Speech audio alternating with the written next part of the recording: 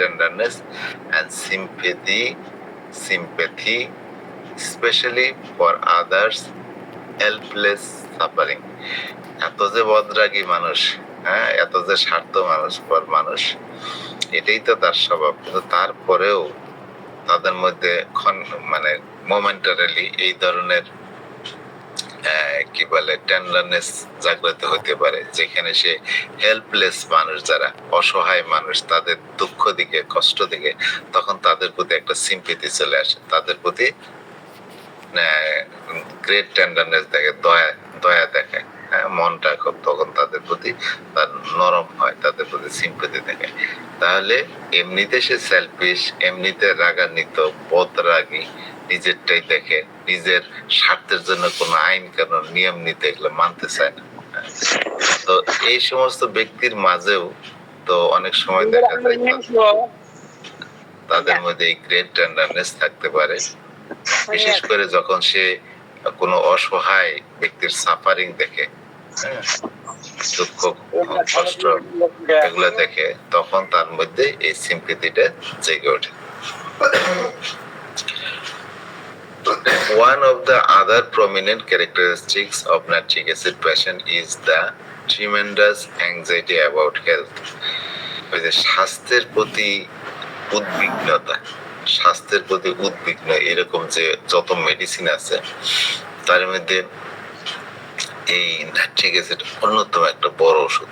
অত্যাধিক সে স্বাস্থ্য বিষয়ে উদ্বিগ্ন থাকে।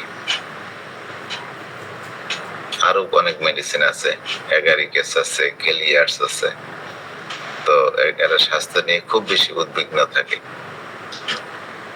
Nitric acid is the most hypochondriacal remedy in our mathematics. আমাদের ম্যাথমেটিক্স যত মেডিসিন আছে তার মধ্যে সবচেয়ে বেশি হাইপোকন্ড্রিয়াক হলো এই নাইট্রিক অ্যাসিড। হাইপোকন্ড্রিয়াকাল কারা?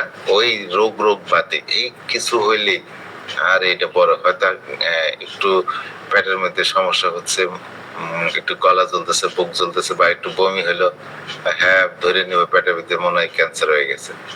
তো এরকম রোগের কথা নিজে ওইটাই মাথার মধ্যে ঢুকে পড়ে যে এইটাই আমার রোগ হয়েছে, এইটাই হয়েছে। বেদি কল্পনা করে, বিভিন্ন ধরনের বেদি কল্পনা করে। তো the patient specially fears fatal disease, এই জন্য তার যে বিভিন্ন রোগের নিয়ে যে ভয় করে, বিশেষ করে এই যে মারাত্মক যে সমস্ত রোগ, যেরকম ক্যান্সার, এইডস, এই ধরনের রোগের ভয় করে তারা খুব। often greatly out of proportion to his state of health, age and family history. অথচ আপনি একটা রোগী দেখলেন, তার হেলথের অবস্থা দেখলেন, তার বয়স দেখলেন, ফ্যামিলি হিস্টরি দেখলেন, সবকিছু দেখে দেখলেন যে না, এটা তেমন কিছু সমস্যা না, কিন্তু সেই ছোট সমস্যায় রোগীর কাছে অনেক বেশি করে অনুভব হয়। তার রোগ সে যতটা না সাফার করতেছে, সে মনে করে তার চেয়ে বড় কিছু তার মধ্যে হয়ে গেছে, তার এইডস হয়েছে, ক্যান্সার হয়েছে, বা এই জাতীয় বড় কিছু হয়ে গেছে। When a case involves the combination of hypochondria and a strong fear of death, we should always consider this remedy. যদি আমরা কোনো পেশেন্টের মধ্যে দুইটা অবস্থা একসাথে দেখতে পাই, সে দুইটা অবস্থা কি? একটা হলো এই যে হাইপোকন্ড্রিয়া, যেটা বললাম রোগবাতিক, এই রোগবাতিকটা প্লাস হাইপোকন্ড্রিয়া প্লাস হলো স্ট্রং ফিয়ার অফ ডেথ, মারাত্মক মৃত্যু হয়। এই দুইটার একসাথে দেখবো, সে বেদি কল্পনা করে আমার ক্যান্সার হয়ে গেছে, আমার অমুক হয়ে গেছে, এবং এতে আমার মৃত্যু হয়ে যাবে, মরে যাবো আমি। এরকম দুইটা জিনিস যখন একসাথে দেখি, সেখানে অলওয়েজ আমরা এই ওষুধটাকে বিবেচনা করব। Even when told by the physician that a particular lesson is nothing to worry about, the patient remains unconvinced. এমনকি ডাক্তারও যদি তাকে বলে যে আপনার যে একটু ক্ষয়তর মতো হয়েছে বা একটা টিউমার মতো দেখা যাচ্ছে, এটা তেমন বড় কিছু না, ছোটখাটো বিষয়, কিন্তু ডাক্তারের কথায় সে আশ্বস্ত হয় না, আনকনভিন্সড থাকে না, সে মনে করে তার বড় কিছু হয়ে গেছে।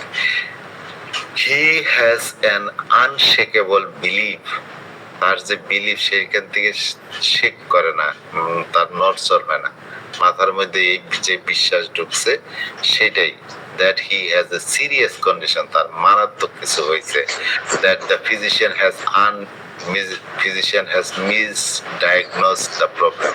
তো বোন মনে করে ডাক্তার আমার সমস্যাটা ধরতেই পারে না, সে মিসডায়াগনোসিস করছে, আমার আসলে হয়েছে ক্যান্সার, সে বলতেছে এটা তেমন কিছু না।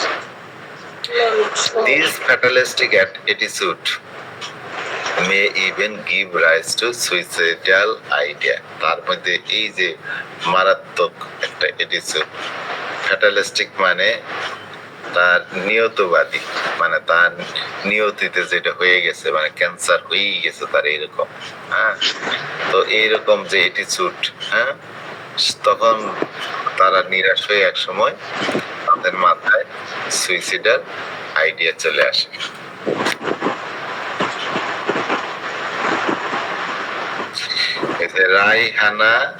রায়হানা কি নাম, আপনি একটু মিউট করেন, হ্যাঁ, আপনার ওখান থেকে শব্দ আসতেছে।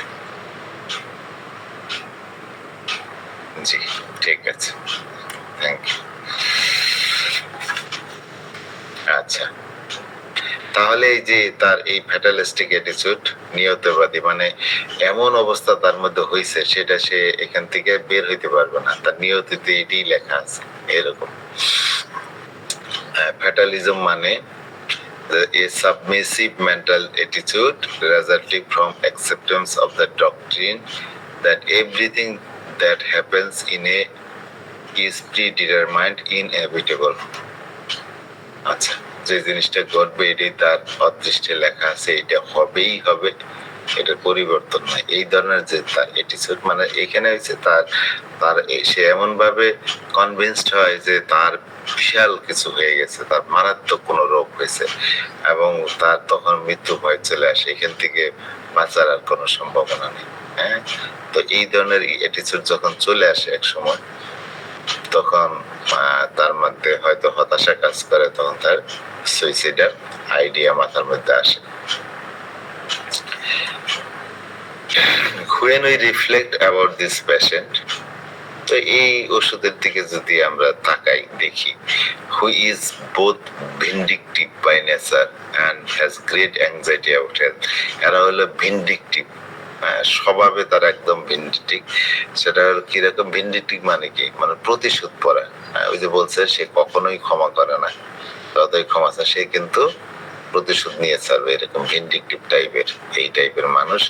এবং যাদের এই স্বাস্থ্য নিয়ে অত্যাধিক মাত্রায় উদ্বিগ্নতা আছে, তো এই সমস্ত এই ধরনের রোগী, it is easy to understand that he will make his physician's life miserable। তাহলে যে ব্যক্তি এই টাইপের, তার মেজাজে ভিন্ডিকটিভ, এবং স্বাস্থ্য নিয়ে আবার খুব বেশি উদ্বিগ্ন, বোঝাই যায় এই রোগী যে ডাক্তারের কাছে চিকিৎসা নিচ্ছে তার অবস্থা খুব মানে করুণ বানাই ফেলবে, ওই ডাক্তারের লাইফটাকেই করুণ বানাই ফেলবে। কারণ নাইট্রিক অ্যাসিডের আরো স্বভাব আছে, কি ধরনের, the nitric acid patient will report a follow up that not only his problem unimproved but that the remedy given has made him feel infinitely worse। তো নাইট্রিক অ্যাসিড রোগীরা আপনি ওষুধ দিচ্ছেন, এরকম রোগী আইসা পরের ফলো আপে বলবে যে আপনি যে আমার চিকিৎসা দিচ্ছেন, আমার অবস্থার তো উন্নতি হয়ই নাই, বরঞ্চ আমার অপরিণীয় ক্ষতি করে আমার অবস্থাটা আর খারাপ হয়েছে। সে মনে করে তার অবস্থা অনেক বেশি, তার এই ডাক্তারের চিকিৎসায় তার অবস্থা আরো খারাপ হয়েছে। No patient will accuse his homeopath with such vehemence।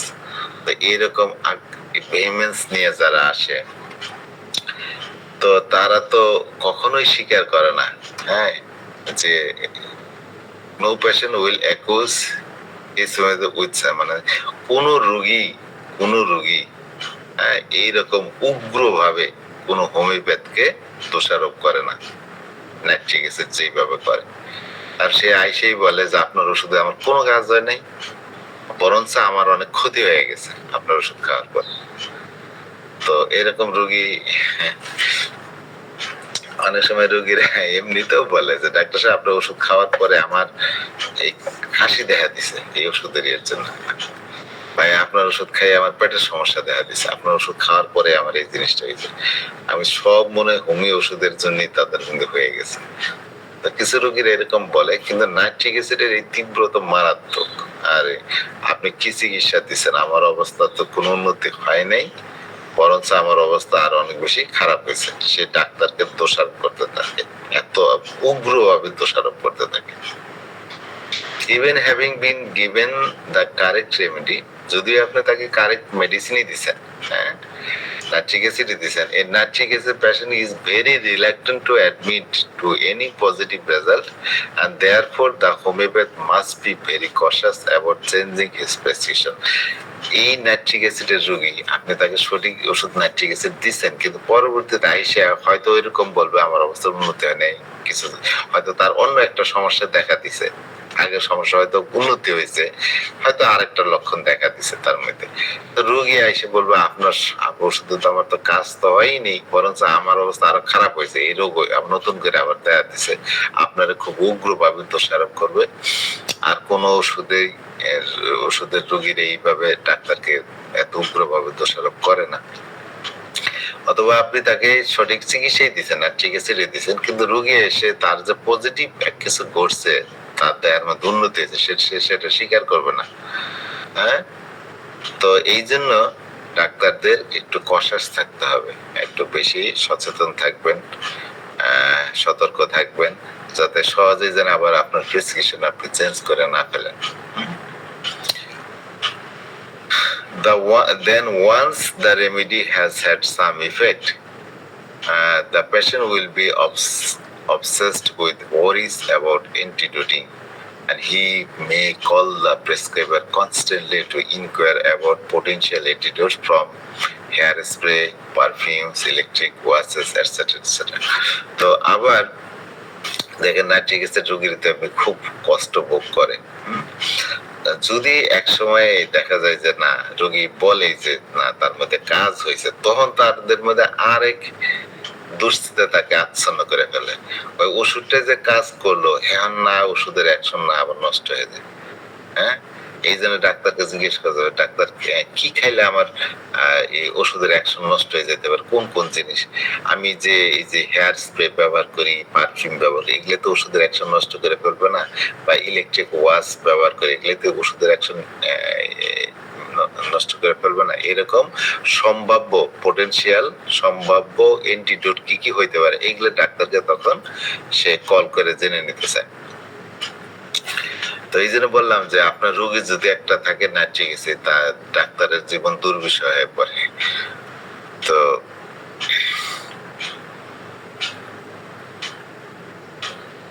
Remember, এই জিনিসটা মাথায় রাখবেন যে রিমেম্বার, মনে রাখবেন, অ্যাজ অলওয়েজ, অলওয়েজ এটা মনে রাখবেন that we can prescribe nitric acid, আমরা নাইট্রিক অ্যাসিড প্রেসক্রাইব করতে পারি অন ফিজিক্যাল ইন্ডিকেশন অ্যালন, শুধুমাত্র তার শারীরিক লক্ষণের উপর ভিত্তি করে, with none of this mental characteristics, উপরে যে অবস্থাটা বলা হলে নাইট্রিক অ্যাসিডের যে চরিত্রটা বর্ণনা করা হলো, এর কোনো ক্যারেক্টার রোগীদের মধ্যে না থাকলেও শুধুমাত্র ফিজিক্যাল ইন্ডিকেশন দিয়ে আপনি নাইট্রিক অ্যাসিড প্রেসক্রাইব করতে পারবেন।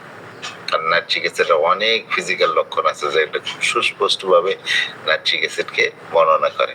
সেই রোগীতে হয়তো আপনি তখন খুঁজতে যাবেন, আরে নাইট্রিক অ্যাসিড রোগী তো এরকম থাকবে, এরকম মেজাজ থাকবে, এরকম থাকবে, তখন দেখলেন যে রোগীর মধ্যে ওগুলো পাওয়া যেতেছে না। হ্যাঁ, তাই বলে নাইট্রিক অ্যাসিড বাদ দিয়ে দেবেন? কখনোই না। যদি আপনার ফিজিক্যাল লক্ষণে স্ট্রংলি নাইট্রিক অ্যাসিড ইন্ডিকেটেড হয়, সেখানে তার এই মেন্টালিটি থাকুক বা না থাকুক, আপনি নাইট্রিক অ্যাসিড তাকে প্রেসক্রাইব করবেন। তো যেটুকু বললাম এটুকু বুঝতে পারছেন?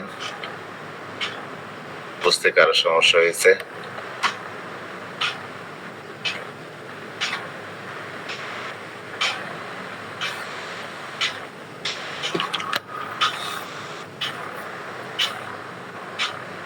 জাহাঙ্গীর জাহাঙ্গীর সাহেব হাত উঠাইছেন। জি স্যার, আমার একটা সমস্যা হয়েছে যে এক জায়গায় বলছিলেন যে শুরুর দিকে খুবই সিম্প্যাথি দেখায়, তারপর আস্তে আস্তে খিটখিটে মেজাজের হয়। তাহলে এই নাইট্রিক অ্যাসিড রুগী মানে এটা বয়স বেশি হওয়ার পরে এই নাইট্রিক অ্যাসিডের রোগী হয় নাকি ছোট থেকে এটা হয়? এখানে একটু আমার বোঝাচ্ছিল। শুরুর দিকে বলতে যে খেলা ছোটবেলায় এটা এরকম না। হ্যাঁ, যখনই দেখা দেখ নাইট্রিক অ্যাসিড, এটা তো সব ক্ষেত্রে যে এরকম কাইন্ড থাকবে এরকম না। ইউজুয়ালি মানে একটা রোগী বলে যে কনস্টিটিউশনালি যখন নাইট্রিক অ্যাসিডের রোগী হয়, তার কিন্তু মানসিক অবস্থা বিভিন্ন ভাবে বিভিন্ন সময় শুধু নাইট্রিক অ্যাসিড না, অন্যান্য ওষুধের বেলা তার এই বিভিন্ন লেয়ার থাকে। হ্যাঁ, এই মানসিক অবস্থা একটা পর্যায়ে শুরুর দিকে হয়তো এতটা খারাপ অবস্থা থাকে না। হ্যাঁ, যেমন সিপিআর আমরা যখন পড়ি, সিপিআর শুরুর দিকে সিপিআর অনেক লক্ষণই বোঝা যায় না। সিপিআর যখন সে প্রেগনেন্ট হয় তখনই দেখা যায় যে তার পুরা চিরাচরিত যে সিপিআর যে রূপটা তখন আমরা সেখান থেকে দেখতে পাই। তো অনেক সময় রোগী নাইট্রিক অ্যাসিড কনস্টিটিউশনাল সে নাইট্রিক অ্যাসিডের, কিন্তু শুরুতেই অনেক রোগীদের এরকম পথ জাগি তাদের যে ফ্যাটালিস্টিক এটি শুরুর দিকে নাও পেতে পারে, কিন্তু একটা টাইমে তার অবস্থা প্যাথোলজি তার মধ্যে আস্তে আস্তে ডেভেলপ হইতে থাকে, তখন তার মধ্যে বিভিন্ন ধরনের মেন্টাল সিমটম প্রকাশ পাইতে থাকে। এই যে এরা যে বলে না যে যারা মাইন্ড মেথড চিকিৎসা করে তারা বলে না একটা ওষুধের বিভিন্ন শেড থাকে। হ্যাঁ, সেই রকম ধরেন যে একটা অবস্থায় শুরুতে এরকম থাকে না, একটা টাইমের পরে তার মধ্যে এই ধরনের পরিবর্তন হয়।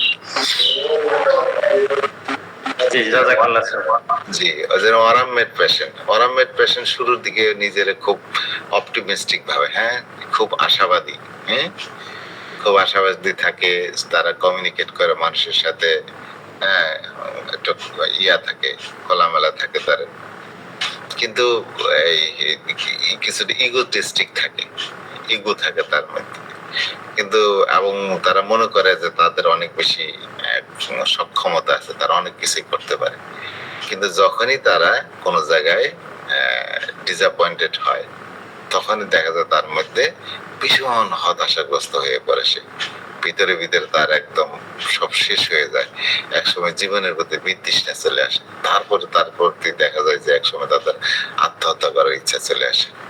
হ্যাঁ, তো এই জন্য ওষুধের শুরুতেই একবারে যে রোগী আত্মহত্যা করা শুরু করবে এরকম না। একটা একটা অসুস্থতা, এটা তো মানসিক অসুস্থতা, সেটা প্রকাশ পাইতেও একটু সময় লাগে, ধাপে ধাপে সে ওই চরম পর্যায়ে যায় পৌঁছায়।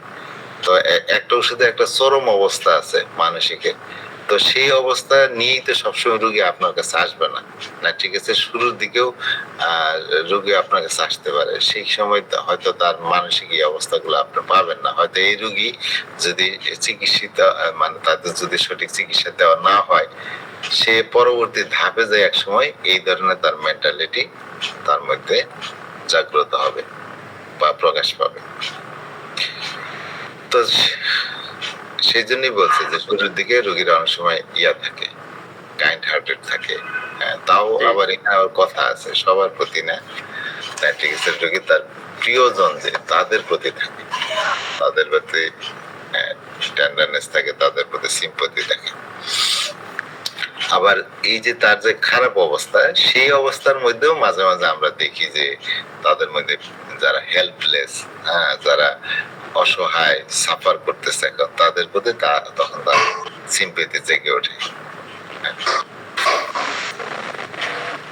জি, জাযাকাল্লাহ স্যার। জি,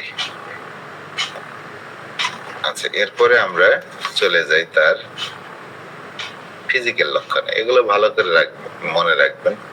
ও তার আগে একটু মেন্টাল গুলো দেখিনি। এখানে অ্যাংজাইটি অ্যাবাউট হেলথ, স্বাস্থ্য বিষয়ে খুব বেশি উদ্বিগ্নতা, fear of cancer, fear of death, fear of AIDS, poverty, antidoting remedy. ক্যান্সারের ভয় সবচেয়ে বড় হলো অ্যাগারিক অ্যাসিড, পিতল গাছের কথা অনুযায়ী রেপোর্টে কিন্তু অনেকগুলাই পাবো, আর্সেনিক পাবো, অনেক কিছুই পাবো, কিন্তু অ্যাগারিক অ্যাসিড ক্যান্সারের ভয়টা অতি মারাত্মক। তো নাইট্রিক অ্যাসিডের ভয় আছে, ক্যান্সারের ভয়, মৃত্যুর ভয় আছে। এইডস প্রপার্টি অ্যান্টিডোটিং হিজ রেমেডি, ওই যে দারিদ্রতার ভয় আছে, তারপরে তার রেমেডি যেটা কাজ করতেছে শরীরে সেটা না অ্যান্টিডোট হয়ে যায়, সেই ভয়টাও করে। ইরিটেবল অ্যান্ড পিভিশ, খিটখিটে স্বভাব, বোধ মেজাজি, ওয়ার্স ইন দ্য মর্নিং, যেটা খুব সকালেই বেশি হয় ঘুম থেকে জাগার পর। ওই যে আমরা পড়লাম ঘুম থেকে জাগার পর তার মেজাজ সাথেই খারাপ থাকে, ফ্যামিলির মানুষ জানে যে এই সময় তার সাথে কথা বলা যাবে না। ডিজায়ার টু কিল, এত রাগ, আত্মহত্যা কি বলে, খুন করে ফেলতে চায়। হোল্ড গ্রাস, ওই যে রাগ ধরে রাখে, হ্যাঁ, মনের রাগ এগুলো ধরে রাখে। আনমোভ বাই অ্যাপোলজি, ক্ষমা চাইলেও ক্ষমা করে না। হার্ড পার্সন, খুবই কঠিন হৃদয়ের মানুষ। His suffering is aged on his face, কিন্তু তার সাফারিংটা তার চেহারার মধ্যে ফুটে ওঠে। সে যে কষ্ট যন্ত্রণা পাচ্ছে তার চেহারা থেকে বোঝা যায়। নিহিলিস্টিক অ্যাটিচিউড, হ্যাঁ, মানি না এইসব আমি মানবো না, আমার এটা মানে নিজের যেটা সেলফিশ, তো নিজের পক্ষে না গেলে এই সমস্ত নিয়ম কানুন আমি মানি না, হ্যাঁ, এই সমস্ত ধর্মীয় জিনিস আমি মানি না, এই ধরনের অ্যাটিচিউড তার। পেসিমিশন, জীবনের প্রতি একটা নেগেটিভ মানে হতাশাগ্রস্ত হলে যেটা হয় পেসিমিস্টিক হয়ে যায়। নৈরাশ্যবাদী এরকম। ডিপ্রেশন, বিমর্ষ। কার্সিং, তারা গালাগালি করে, অভিশাপ দেয়, কার্স করে। অ্যাংরি অ্যাট লাইফ, জীবনের প্রতি রাগান্বিত।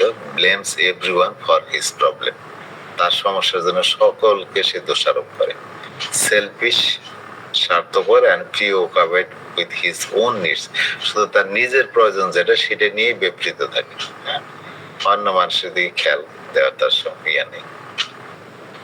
Sympathy for the suffering of helpless people, এই যে এটা হলো নাইট্রিক অ্যাসিডের যে চিরাচরিত রূপ তার একটা ব্যতিক্রম দিক, এটা কিন্তু মাঝে মাঝে দেখা যায়। তার মানে এমনি নাইট্রিক অ্যাসিড রোগী হয়তো রাস্তার মধ্যে এমন একটা হেল্পলেস লোক দেখলো খুব সাফার করতেছে, সে তখন তার প্রতি একটা সিম্পেথি জাগিয়ে উঠবে তার মধ্যে।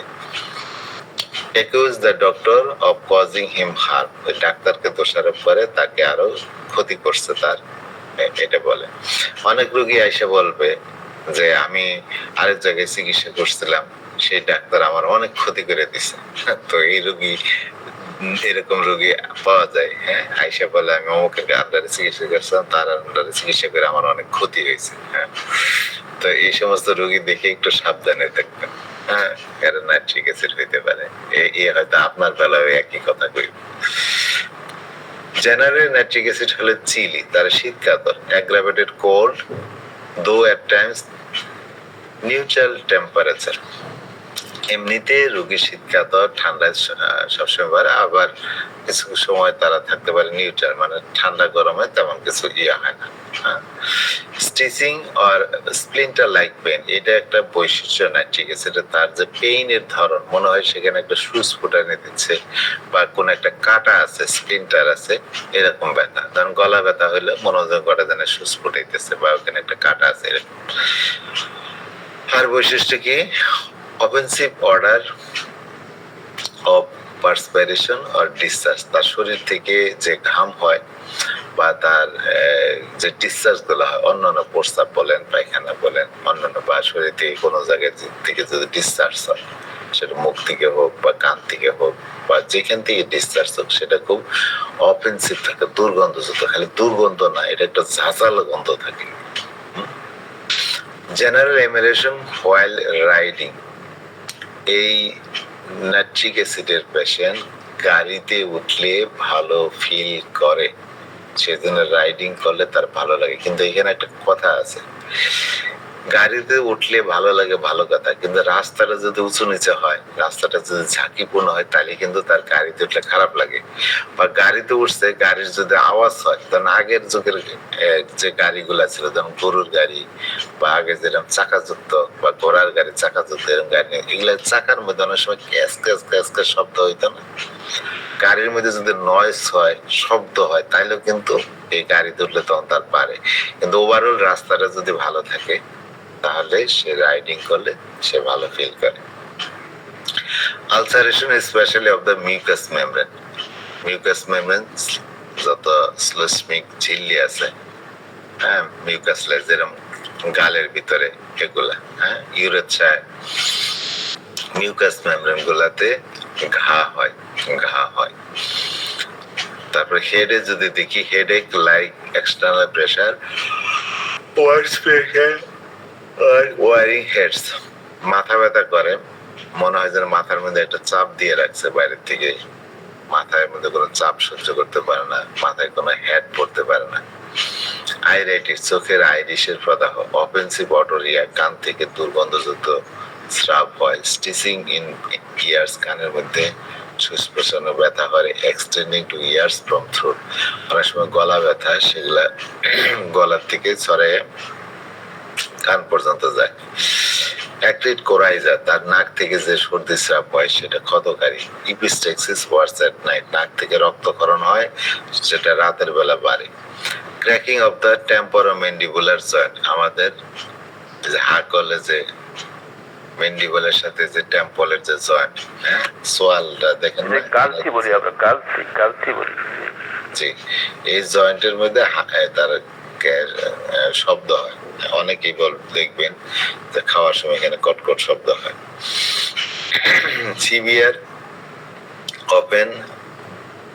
সিভিয়ার মারাত্মক ওপেন সিস্টিক অ্যাক্টিং, মুখের মধ্যে যে ব্রণ হয় সিস্টের মতো ব্রণ হয়।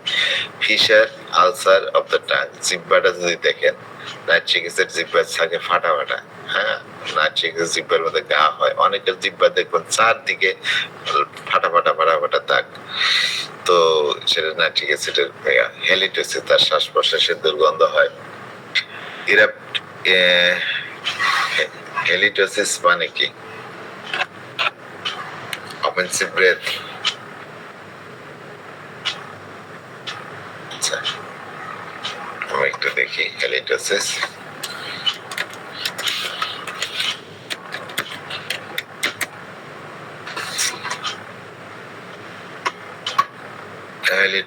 হেলিটোসিস মানে অস্বাভাবিক দুর্গন্ধযুক্ত শ্বাস, ওই তো নিঃশ্বাস, শ্বাস প্রশ্বাস দুর্গন্ধযুক্ত। আচ্ছা, eruption, herpes, warts, fissures about the lips, ঠোঁটের মধ্যে ফুসকুড়ি ওঠে, হারপিস দেখা দেয়, আঁচিল দেখা দেয়, বা ফিশার হয়, ফাটা হয়, specially at the corner of the, বিশেষ করে এই যে লাগাম গা বলে, বোঝেন আপনারা, লাগাম গা যেটা হয়, হ্যাঁ, মানে এই যে মুখের ঠোঁটের কর্নারে তার ইয়ে হয়, আলসার কর্নার, ওইটাকে কালসি বলি আমরা। এটাকে। আচ্ছা,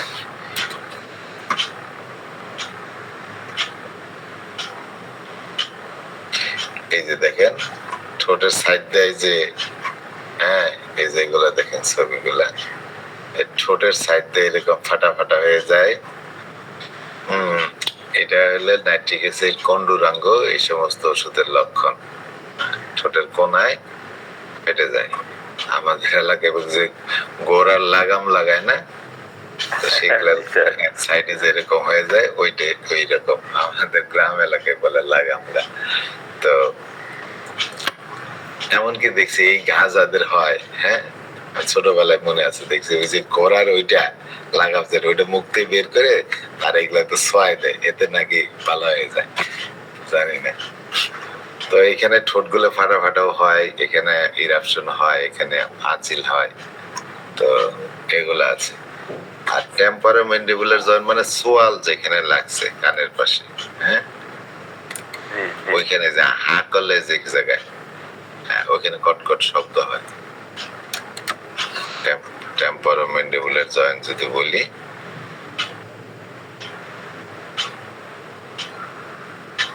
এই যে ছবিটা দেখে, এই যে আমাদের চোয়াল, নিচের মেন্ডিবল, হাড্ডি, এই যে, আর এটা টেম্পোরাল বলে, এখানে যে জয়েন্টটা দেখতে পাচ্ছেন, হা করলে দেখবো যে এখানে বাচ্চা আর সেখানে কটকট শব্দ হয়, অনেক রোগী এরকম পাওয়া যায়। আচ্ছা, তারপরে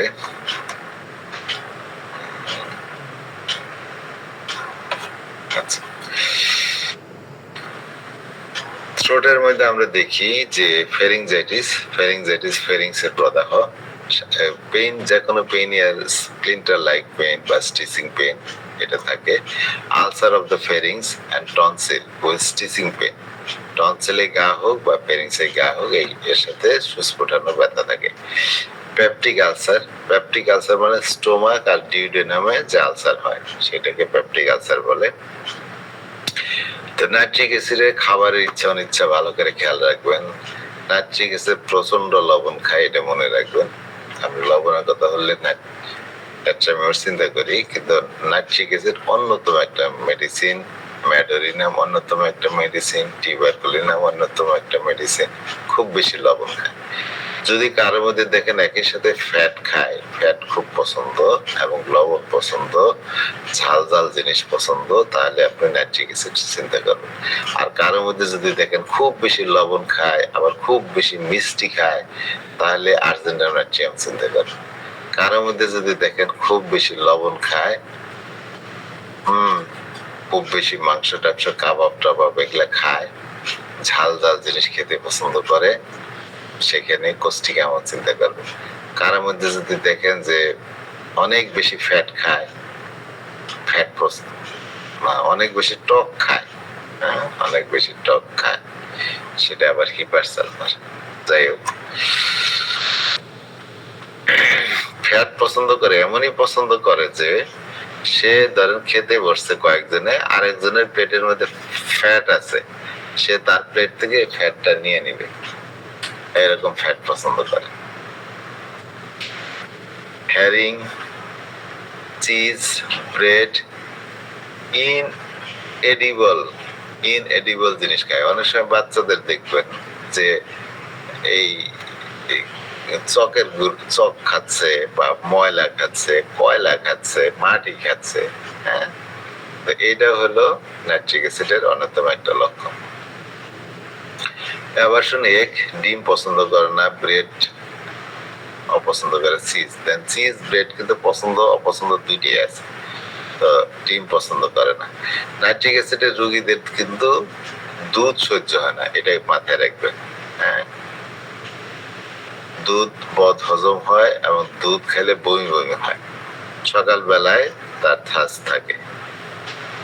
আচ্ছা, হেমোরয়েডস যদি দেখেন, সরি একটা আমি কি দেখি, নাইট্রিক অ্যাসিড পাইলসের জন্য একটা স্যার লেডিংস আর পেরিংস একটু একটু যদি দেখাতেন ভালো হতো, কোন জায়গাটা লেডিংস আর কোনটা পেরিংস একটু দেখেন আমার। হা করলে শুনেন, আমরা হা করি না, হা করলে যে গলাটা যেটা যেখান থেকে শুরু হইলো গলাটা, ওইটাই ধরেন ফেরিংস। আর লেরিংস হলে যেখান থেকে শব্দ হয় আমাদের, এই যে আপনার গলার মধ্যে হাত দেন, দেখো যে শ্বাসনালী আছে না, একটা জায়গায় দেখবেন একটু উঁচা খাস কাটা, ঠিক আছে না? হাত দিয়ে দেখছেন গলার মধ্যে শ্বাসনালীর একটা কানের নিচের দিকে, স্যার কানের ঠিক নিচের, ওইটা ল্যারিংস না, ওইরকম না। ভিতরে ফেরিংসের তিনটা অংশ, নাকের পিছন ভাগ, গলার পিছন, আমি ছবি দেখাই সবচেয়ে ভালো হবে এটা। ফেরিংস প্রথমে, ফেরিংস তারপরে আসছে ল্যারিংস, প্রথমে ফেরিংস এরপরে ল্যারিংস। হ্যাঁ, এই ধরেন একটা রোগী, এটা দেখেছে, এই যে নাক, ছবি দেখতেছেন, এই যে নাক, দেখা যায় স্যার। আর এই হলো আমাদের মুখ। এই যে নাকের পিছন ভাগ, এই যে এখানে পিছন ভাগটা, এটা হলো ফেরিংস, এটা হলো নেজোফেরিংস। গলার পিছন ভাগ, এটা হলো বলে অরোফেরিংস। তার নিচের অংশ, এটাকে বলে হাইপোফেরিংস বা লেরিঙ্গোফেরিংস। ঠিক আছে, তাহলে এইখান থেকে শুরু করে এই পর্যন্ত হলো ফেরিংস। তারপরে যেখান থেকে শ্বাসনালী শুরু হয়, আমরা শ্বাস নিতে সময় কিন্তু এদিক দিয়ে আসে, হ্যাঁ, খাবার খাওয়ার সময় এদিক দিয়ে আসে। তাই এমনি নরমালি আমাদের শ্বাসনালীটাই ওপেন থাকে, এইখান থেকে শ্বাসনালীটাই ওপেন থাকে, শ্বাস নিচ্ছি ফেলছি সব এখান থেকে বাতাস এসে এই শ্বাসনালীতে ঢুকে যায়। এই শ্বাসনালীর শুরুর অংশটা হলো ল্যারিংস।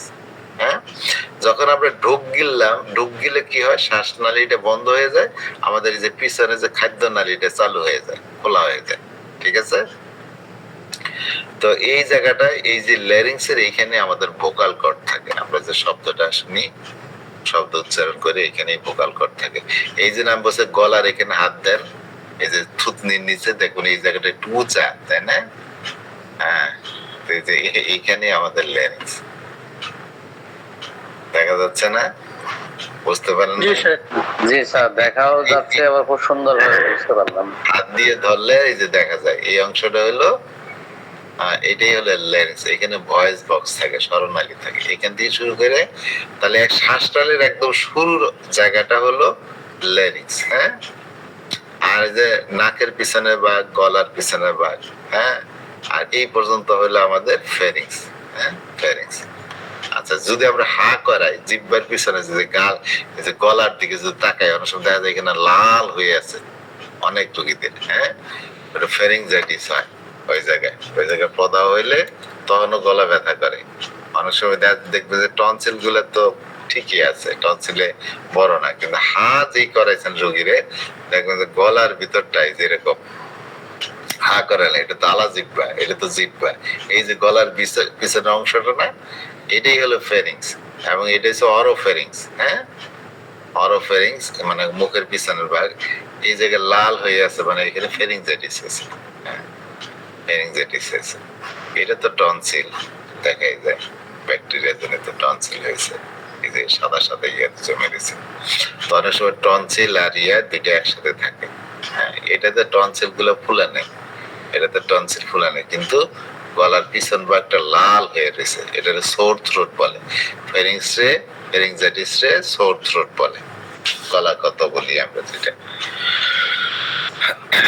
তো নাইট্রিক অ্যাসিড সেটা টনসিলের সমস্যাই হোক বা ফ্যারিংজাইটিস হোক, সেখানের বৈশিষ্ট্যটা কি, মনে হয় যেন একটা কাটা ফিটে আছে বা সুচ ফুটে গেছে, এরকম সুচ ফোটানো ব্যথা থাকে।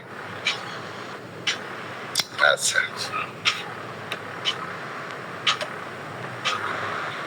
তো স্টিচিং আর splinter like pain in the rectum. রেকটামের যে জিনিসগুলা, রেকটামের সমস্যার ক্ষেত্রে নাইট্রিক অ্যাসিড খুবই গুরুত্বপূর্ণ। বিশেষ করে অ্যানাল ফিশারে যখন রোগী মারাত্মক কষ্ট পাইতে থাকে বা পাইলসের রোগী মারাত্মক কষ্ট পাইতে থাকে, তো সেক্ষেত্রে অনেক সময় নাইট্রিক অ্যাসিড তাকে ঠান্ডা করে। হ্যাঁ, তো কি হয়, এর সমস্যাটা হলো যখনই পায়খানা করলো ওর শুরু হইলো তার যন্ত্রণা। এই যন্ত্রণা দেখা যায় সকাল থেকে শুরু করে সারা দিন ঘন্টার পর ঘন্টা তার এই কষ্ট দিতে থাকবে। Haemorrhoids with great pain after stool lasting for hours. স্টুলের পরে কয়েক ঘন্টা ধরে তার এখানে পেইন যন্ত্রণা করতে থাকবে। পেইনের বৈশিষ্ট্য হলো এরকম, মনে হয় যেন এখানে কিছু সুস ফুটাইতেছে, অথবা স্প্লিন্টার আছে, একটা কাটা আছে এখানে, এরকম। সবসময় কিন্তু এরকম থাকে না। বহু রোগী এসে বলে যে জ্বলতেছে, মারাত্মক চাল। আমরা তো চাল পর এগুলো দিই, অনেক সময় পায়খানার পর অনেকক্ষণ ধরে জ্বলতেই থাকে।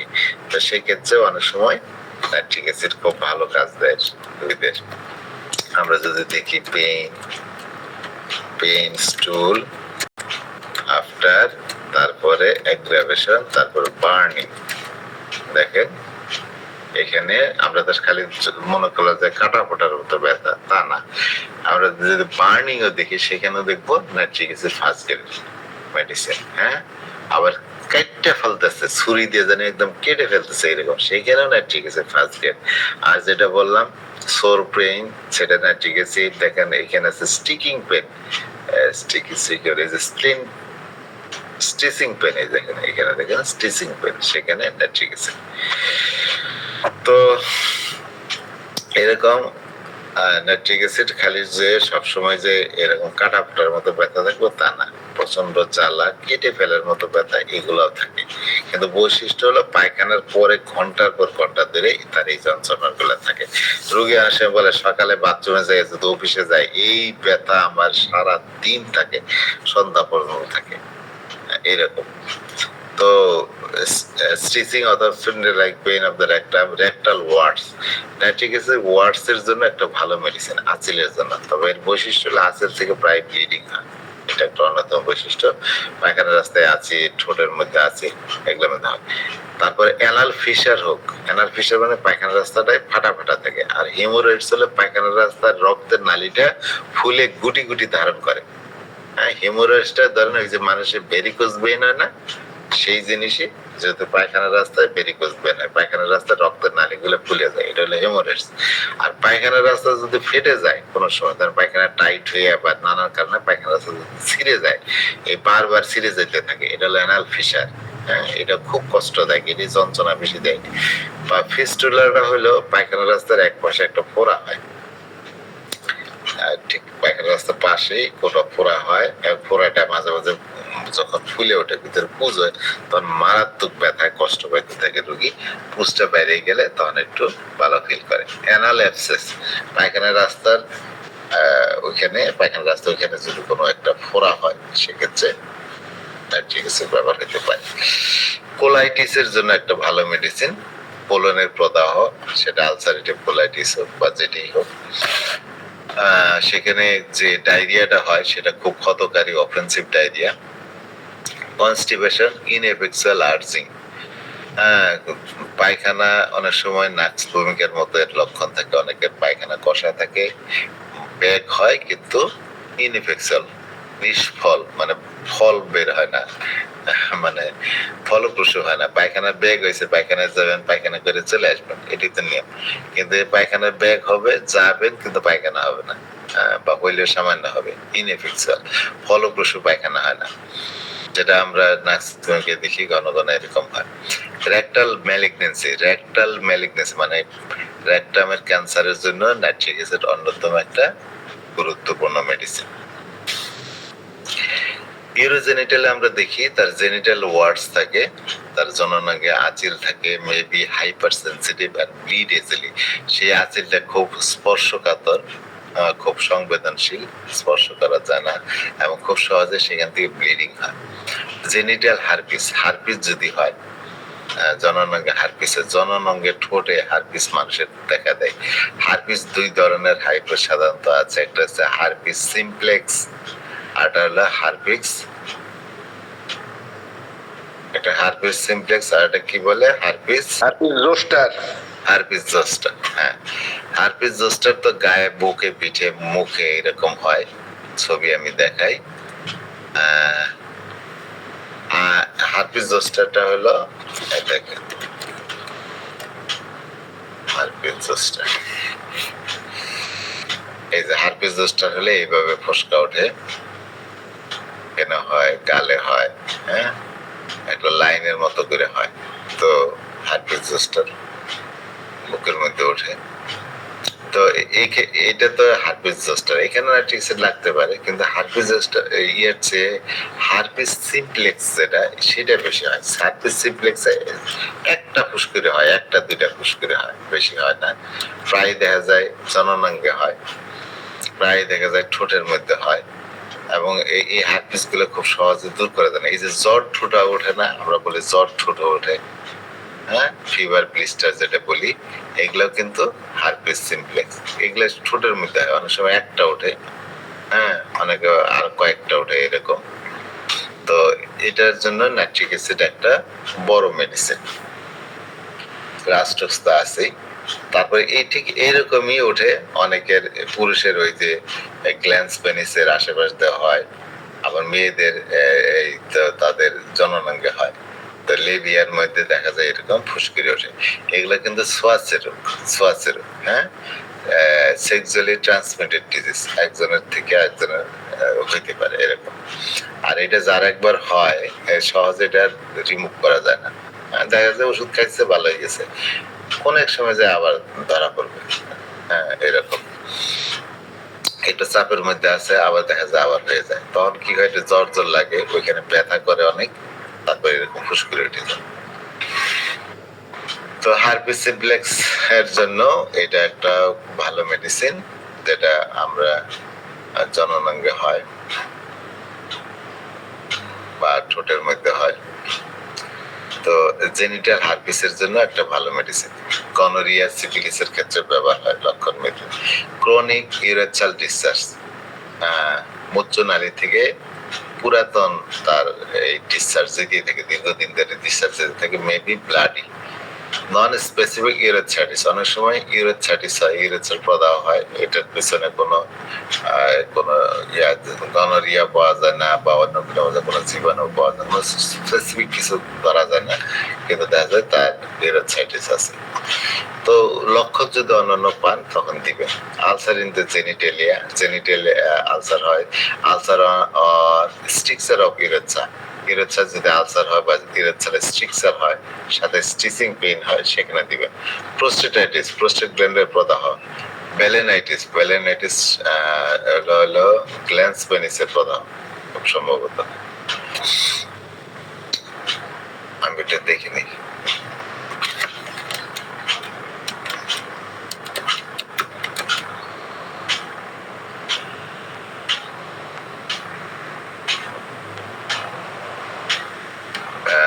না,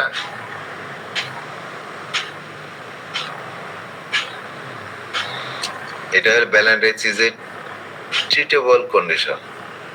Most commonly happens in uncircumcised male, যাদের মুসলমানি করা হয় না, ওই সমস্ত এর মধ্যে বেশি হয়, তাদের বেশি হয় এটা। ওইটাই যে গ্ল্যান্স পেনিস যেটা বলছি, হেড অফ দ্য পেনিসে ওইখানে হয়, প্রদাহ হয়। তো এটার একটা ভালো চিকিৎসা হলো মুসলমানি করাই দেওয়া। হ্যাঁ, মুসলমানি করাই দিলে অনেক ক্ষেত্রেই এই ব্যালেনাইটিস থেকে মুক্তি পাওয়া যায়। তারপরে যে আর দুইটা কন্ডিশন আছে না, কি জানি বলে বাংলায়, মুদা, উল্টা মুদা, কি কয় ইংলিশে? ফাইমোসিস, প্যারাফাইমোসিস, সেই দুইটা থেকে মুক্তি পাওয়া যায়। তো যাই হোক,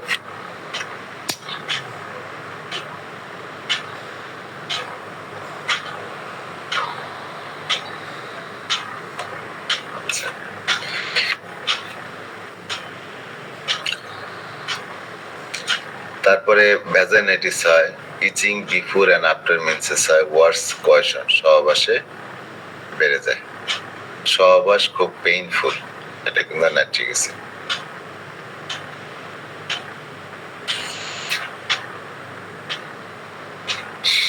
আচ্ছা, অ্যাক্রিড লিউকেরিয়া, সাদা চাপটা খুব অ্যাক্রিড থাকে। সেক্স ড্রাইভ এক্সেসিভ, যৌন ইচ্ছা খুব বেশি। Urine foul odour or strong like horse urine, প্রস্রাবটা খুব দুর্গন্ধযুক্ত, বাজে অথবা ঝাঁঝালো গন্ধ, ঘোড়ার প্রস্রাবের মতো। ব্যাক পেইন আছে, সহবাসের পরে ব্যাক পেইন হয়। ব্যাক পেইন, লাম্বার রিজনের পেইনের জন্য নাইট্রিক অ্যাসিড কিন্তু অনেক ভালো একটা মেডিসিন। হ্যাঁ, যদি আমরা দেখি পেইন, লাম্বার রিজন, এখানে দেখবেন অনেক মেডিসিন আছে, নাইট্রিক অ্যাসিড আছে। তো নাইট্রিক অ্যাসিড বঙ্গের সেকেন্ড গ্রেড আছে। আচ্ছা,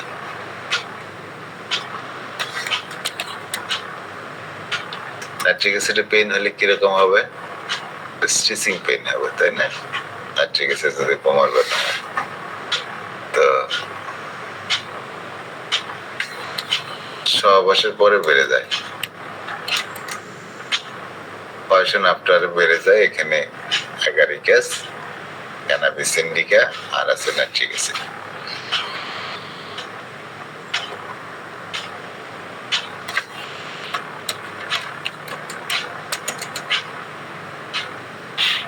আচ্ছা, ঠিক আছে। তো এরপরে আসি আমরা ব্যাক ইনজুরি, মেরুদণ্ডে যদি, পিঠে যদি কারো ইনজুরি হয়, কোল্ড ক্লেমি হ্যান্ডস, হাত পা তারপর ঠান্ডা হয়ে যায়। ফিট আফটার ব্যাক ইনজুরি, হাত পা গুলো ঠান্ডা হয়ে যায় ব্যাক ইনজুরির পরে, এরকম থাকে, সেখানে চিন্তা করবেন। পেইন আন্ডার দ্য নেইল, নখের নিচে পেইন লাইক স্প্লিন্টার, এখানে কোনো শলাকা আছে, বা প্যারোনাইকিয়া আঙ্গুল হারা যেটা বলে, এটার জন্য এটা নাইট্রিক অ্যাসিড অন্যতম একটা ভালো মেডিসিন।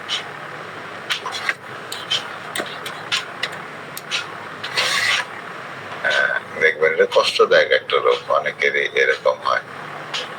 দেখেন ছবিটাই দেখেন, এই যে এরকম আঙ্গুলের পাশে এখানে পুজ হয়ে যায়, হ্যাঁ, আর এই আঙ্গুলের মাথাটা একদম লাল লাল হয়ে যায়, অনেক ব্যথা করে।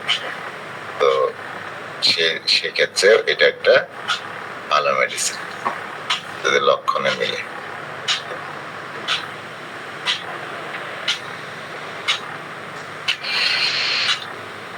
আচ্ছা, পার্সপাইরেশন অফিসে তার ঘামটাও দুর্গন্ধযুক্ত, perspiration smell like horse urinous, ঘোড়ার প্রস্রাবের মতো দুর্গন্ধযুক্ত। Crack at the bend of the joint, জয়েন্টগুলোর পিছনে ওই ক্র্যাক হয়, হ্যাঁ, ফেটে যায়, চামড়া ফেটে যায়। ক্র্যাক অন দ্য ফিঙ্গার্স, আঙ্গুলগুলো ফেটে যায়। আচ্ছা, ওয়ার্ডস, আচিল, সোরিয়াসিস, একজিমা এগুলোর সাথে ব্যবহার হয়। নাইট্রিক অ্যাসিড রাত 2টার সময় জেগে ওঠে, ঘুম হয় না। বিভিন্ন রোগের ক্ষেত্রে ব্যবহার হয়। মুখের একনির জন্য, উদ্বিগ্নতা, স্বাস্থ্য বিষয়ক উদ্বিগ্নতা, ব্যালেনাইটিস, এই যে ক্ল্যান্সপ্যানিসের প্রদাহ, কোলাইটিস, কোলনের প্রদাহ, ফিশার, অ্যানাল ফিশার যেটা হয়, অ্যানাল ফিশার তো আছেই, প্লাস এসে ফিশার এরকম ফাটা রোগ আরো হয়, ইয়েতেও ঠোঁটের মধ্যে হয়, বিশেষ করে corner of the mouth. Gonorrhoea, syphilis এগুলোর মধ্যে ব্যবহার হয়। হেডেক, মাথা ব্যথা, মাথা ব্যথার মধ্যে মনে হয় যেন মাথার মধ্যে একটা প্রেশার দিয়ে রাখছে, যেন মাথায় যেন টুপি পরে আছে, ক্যাপ পরান আছে এরকম। তো হেমোরয়েডস, হেমোরয়েডস এর পরে তো যে প্রচন্ড ব্যথা করে তাদের, পায়খানার পরে ঘন্টার পর ঘন্টা ব্যথা। হারপিস, জেনিটাল হারপিস বা ঠোঁটের হারপিসে ব্যবহার হয়। ল ব্যাক পেইন, ব্যাক ইনজুরি হয়। ম্যালিগনেন্সি, বিশেষ করে রেকটাল ক্যান্সারে ব্যবহার হয়। প্যানিক ডিসঅর্ডার, রোগী খুব অসুখ বিসুখ নিয়ে ভয় করে, প্যানিকড হয়ে পড়ে। Peptic ulcer, pharyngitis, rectal cancer, skin ulcer, syphilis, ulcerative colitis, ulcer and aphthae, মুখের মধ্যে গা হয়, আলসার হয়। ইউরেথ্রাইটিস, মূত্রথলির প্রদাহ, ভ্যাজাইনাইটিস, ভ্যাজাইনাল প্রদাহ, ওয়ার্ডস এগুলোতে। Complementary arsenic, calcarea, Lachesis.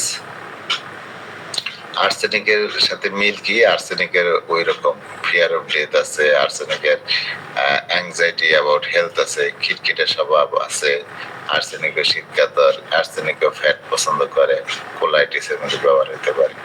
নাক্সভূমিকা, irritable, খিটখিটে, সিলি। নাক্সভূমিকা ঝাঁঝালো, মশলা একদম পছন্দ করে, ফ্যাট পছন্দ করে। রেকটাল প্রবলেম নাক্সভূমিকা ব্যবহার হয়। আরেকটা জিনিস দেখলাম নাক্সভূমিকার মতো ইনএফেক্সুয়াল আর্জিং হয় কনস্টিপেশনের মধ্যে। এছাড়া sulphur, ratanhia, lycopodium, agaricus. Agaricus is a fear of cancer, hypochondriacal patient. Medorrhinum, aurum, anacardium এগুলোর সাথে তুলনীয়। তো মোটামুটি এ হলো আমাদের নাইট্রিক অ্যাসিড।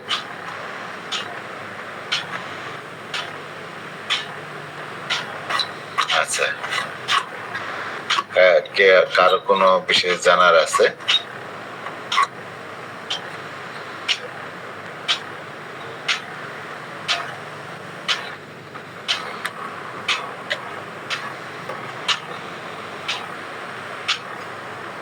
জি বলেন।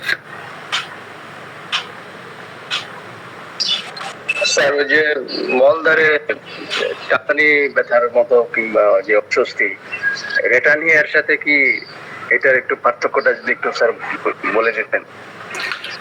রেটানিয়া হলো ছোট মেডিসিন, হ্যাঁ, এটার অত ফিজিক্যাল জেনারেল ওইভাবে লক্ষণ নাই। কিন্তু নাইট্রিক অ্যাসিড আপনি যখন দেখবেন যে রোগীর এরকম টাটানি ব্যথার সাথে নাইট্রিক অ্যাসিডের অন্যান্য রকম ফিজিক্যাল জেনারেল লক্ষণ মিল পাওয়া গেছে, সেখানে তো আপনি নাইট্রিক অ্যাসিডই দিবেন, হ্যাঁ। আর রেটানিয়ার কিছু লোকাল লক্ষণ আছে। রেটানিয়া মূলত পায়খানা খুবই কষা থাকে, শক্ত পায়খানার কারণে তার পায়খানার রাস্তা ফেটে যায়, রক্তক্ষরণ হয়, হ্যাঁ। তো আর এটার অত ফিজিক্যাল জেনারেল অত বেশি লক্ষণ নেই। আমরা যদি এই বইটি যাই, একটু রেটানিয়াটা যাই নিচের দিকে, তাহলে ওইটা একটু পড়ে দিই, তাহলে আপনি বুঝতে পারবেন। রেটানিয়া আসছিল,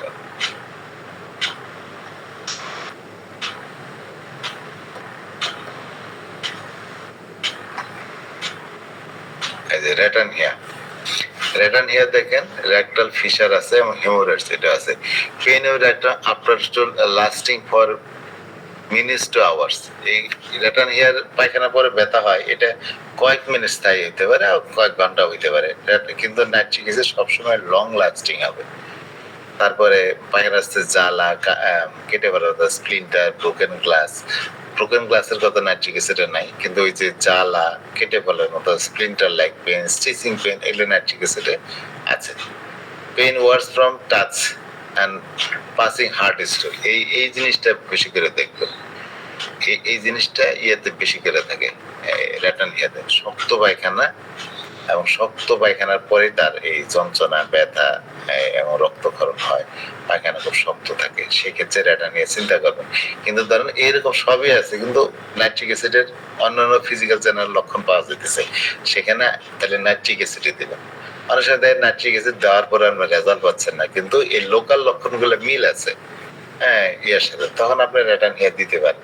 রেটার্ন হেয়ার বৈশিষ্ট্য হলে যে টাচ করতে পারেন, একটা বৈশিষ্ট্য অ্যাসিড মিউরের মধ্যে এটা আছে।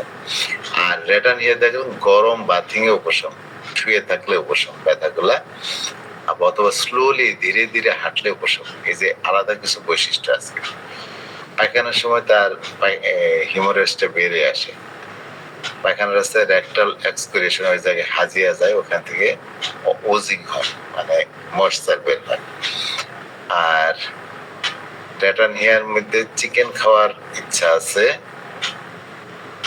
সল খায়, এটা নাইট্রিকের সাথে মিল আছে, এও ফ্যাট খায়, দেন অনেক কিছুতে আপনার হইতে পারে। হ্যাঁ, কিন্তু এই যে এই জিনিসগুলা খেয়াল করবেন, টাচ করলে বৃদ্ধি, শক্ত পায়খানায় পরে বৃদ্ধি, গরম পানি দিয়ে ওখানে ধুইলে আরাম পায়, শুয়ে থাকলে আরাম পায়, অথবা ধীরে ধীরে হাঁটলে আরাম পায়। তো এইরকম যদি বৈশিষ্ট্য পান, এরকম সুস্পষ্ট, তাহলে তখন আপনি এটা নিয়ে দিবেন। আচ্ছা, আর কেউ কিছু বলবেন? Thank you sir. আরেকটা জিনিস স্যার, ওই যে আঙ্গুলের ডগার যে লাল হয়ে যাওয়া যে বিষয়টা, এটা কি স্যার চিলব্লেইন বলা যায়? না না, সিলব্লেনটা অন্য জিনিস। সিলব্লেনটা হলো ওই যে যেখানে অনেক বেশি শীত, হ্যাঁ, তাপমাত্রা একদম মাইনাস কি বলে 0 ডিগ্রি কাছাকাছি এসে পড়ে, তো ওই সমস্ত দেশে মানে খুবই টেম্পারেচার কম, ওই সমস্ত দেশে যদি হাত বের করে রাখে কারো বা পা, তাহলে ওই যে ঠান্ডার কারণে ওইখানে রক্ত নালীগুলা সংকুচিত হয়ে পড়ে। হ্যাঁ, তখন দেখা যায় ওইখানে রক্ত সাপ্লাই হয় না। আর যে কোনো শরীর যে কোনো অংশে যখন রক্ত সাপ্লাই না হবে, ওইখানে অক্সিজেন পাবে না, তো অক্সিজেন পাবে না, খাবার পাবে না, যার কারণে ওই জায়গার ইয়াটা মরতে থাকে। হ্যাঁ, মানে ওটা আস্তে আস্তে নেক্রোসিসের দিকে আগায় আর কি। হ্যাঁ হ্যাঁ, তো ওইটা হলো সিলব্লেন। হ্যাঁ, তখন ওখানে প্রচন্ড ব্যথা হইতে থাকে,